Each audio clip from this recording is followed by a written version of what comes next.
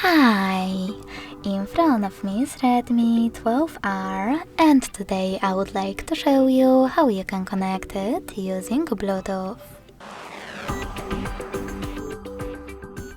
Begin by tapping on Settings and selecting Bluetooth section right away.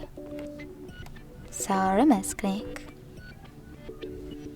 Then click on this gray sweater next to Bluetooth feature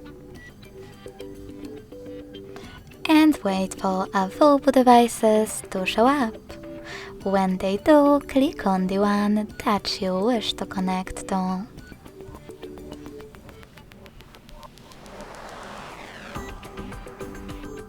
Now tap on Pair and wait for the device to accept your connection request.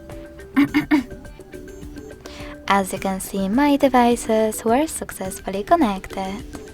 If you wish to disconnect them, click on this icon next to the device and hit Unpair next to under Rename. You can connect to the same one by tapping on it and hitting Pair again.